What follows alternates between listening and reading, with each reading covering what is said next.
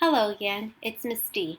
Today we'll be looking at how we can use visual models to help us compare decimals.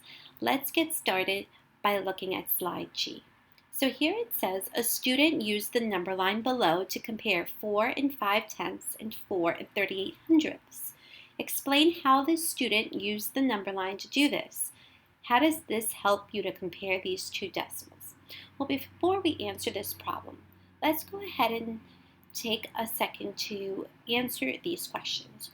What do you notice and what do you wonder about the number line? So go ahead and pause and think, and when you're ready, unpause. So what did you notice? What did you wonder? Did you notice that the number line starts with 4 and 3/10 and ends at 4 and 6/10? Did you notice that they labeled the line in tenths? So we have 4 and 3/10, 4 and 4/10, 4 and 5/10, 4 and 6/10. Did you notice the small tick marks show hundredths? So these little lines here that aren't labeled are showing hundredths. Did you notice that there are dots on the 4 and 38/100 mark and the 4 and 5/10 mark? What did you wonder? Did you wonder how the number line can be used to compare decimals? Did you wonder why there are two comparison sentences here on the right? Well, those are great questions there. So let's go ahead and answer the problem here. So it wants us to explain how this student used the number line to do this. How did they use it to compare? And how does this help you to compare these two decimals? So why don't you take a moment and answer those two parts. And when you're ready, you can go ahead and unpause. So let's go ahead and tackle that first part. Explain how this student used the number line to do so. So let's go ahead and see. Well, what did you notice? Did you notice the student saw that 4 and 38/100 was less, right, than 4 and 5/10, since 4 and 3/8 was on the left side, right? So on this side, we notice that the numbers are less. And when we're going to the right, we're noticing that the numbers are getting greater. The numbers on the left are smaller than the numbers on the right. Also, 4 and 3/8 is less than 4 and 4/10, which is less than 4 and 5/10, right? We see that this number here is even smaller than that 4 and 4/10. And we know that 4 and 4/10 is less than 4 and 5/10. So we know that 4 and 38/100 is going to be less than that 4 and 5/10. We can use the number line to compare decimals by plotting the numbers we are comparing. The number that is on the left side will be the smaller number, while the number on the right side will be the greater number. In this case, 4 and 5/10 is greater than 4 and 38/100. Or we can also say it as 4 and 38/100 is less than 4 and 5/10. So either of these two comparisons are true, right? In both of them, 4 and 5/10 is greater, and in both of them, 4 and 38/100 are less.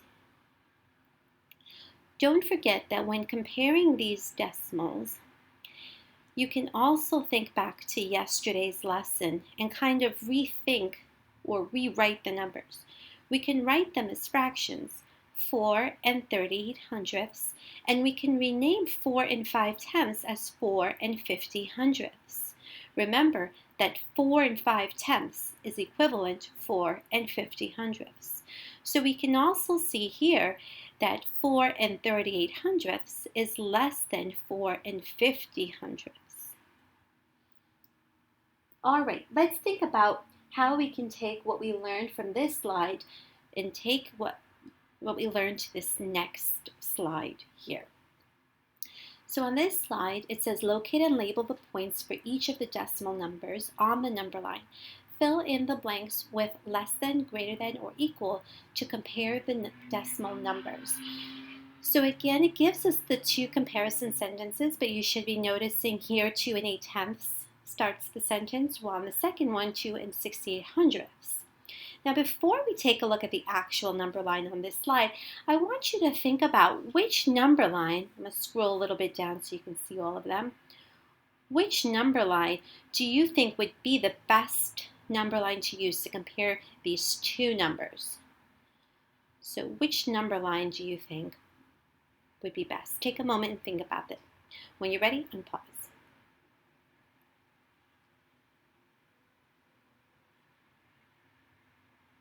Well, thinking back to that previous slide that we saw that the number line was broken down to tenths, but those tenths were further broken up by those little tick marks. So C is that better option. Now we're going to take a look at why A and B aren't quite as good. So here for A, we see we have a range from 2 to 3. We can go ahead and try and plot 2.68 and 2.8, but it won't be as accurate, right? If I know that here would be 2, right, would know that here would be 2 and 5 tenths, well, I might say 6 tenths, 7 tenths, 8 tenths, 9 tenths, and I would know that maybe it would be somewhere here, 2.6, this would be 2.8. So again, it's not going to be as accurate as C would. Now B is a little bit better than A, but still I would have to sit there and divide it further. But C is already broken down, makes it much easier for me to see. While it's labeled in tenths, we also show the hundredths. So here we have 2 and 6 tenths.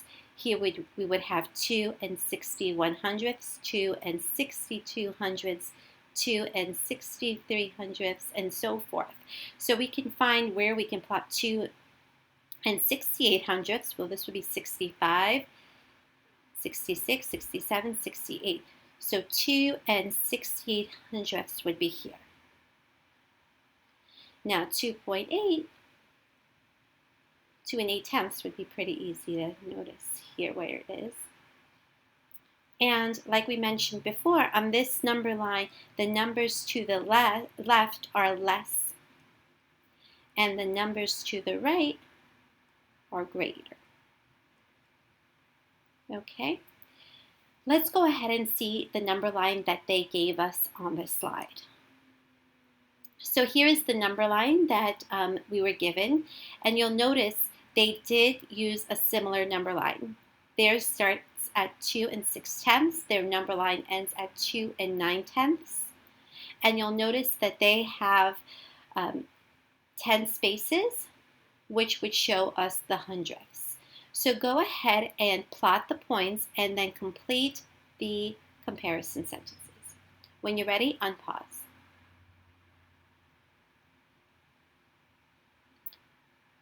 Okay, so on this number line, again, it's being labeled in tenths, but we have these tick marks that show the hundredths. So we have 2 and 61 hundredths, 2 and 62 hundredths, 2 and 63 hundredths, 2 and 64 hundredths, 2 and 65 hundredths, 2 and 66 hundredths, 2 and 67 hundredths, and 2 and 68 hundredths.